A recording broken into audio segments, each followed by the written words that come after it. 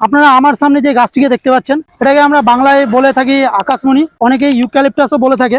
কিন্তু আমরা কি জানি এই গাছগুলো পরিবেশের জন্য কতটা ক্ষতিকারক? আপনি যদি জানেন, রীতিমতো হয়রান হয়ে যাবেন আপনি। এই গাছগুলো আমাদের জন্য কতটা ক্ষতিকারক।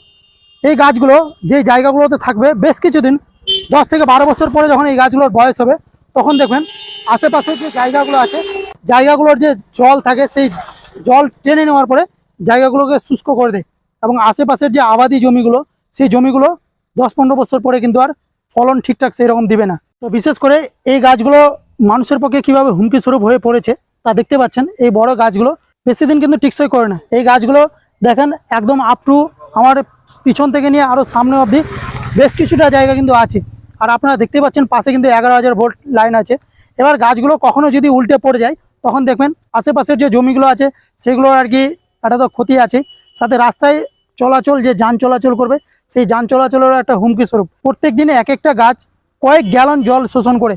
এবং এই গাছ যদি আপনি জানেন, রীতিমতো হয়রান হয়ে যাবেন।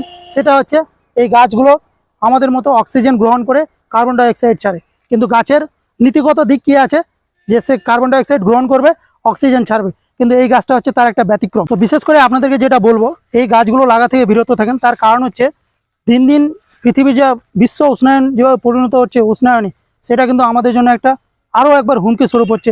এই গাছগুলোর ফলে কিন্তু অনাবৃষ্টি, অতিবৃষ্টি এইসব কিন্তু লেগেই আছে। তো আমরা আমাদের প্রজন্ম যেটা চলে যাচ্ছে সেটা আছে, কিন্তু নেক্সট প্রজন্মের জন্য আমাদেরকে একটা বার্তা হিসেবে রাখতে হবে, এই গাছগুলো যেন আমরা কোথাও আর রিপ্লান্টেশন না করি। তার দিক থেকে আমাদেরকে সবসময় সচেতন থাকতে হবে। তো অবশ্যই বলবো আমরা এই গাছগুলো লাগানো থেকে বিরত থাকি।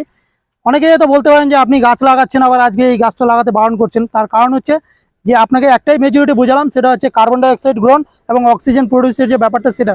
কারণ গাছের নীতিগত দিক হচ্ছে অক্সিজেন ছাড়বে, কার্বন ডাইঅক্সাইড গ্রহণ করবে, এরকম একটা ব্যাপার। কিন্তু এই গাছটার ক্ষেত্রে সেটা একদমই ব্যতিক্রম।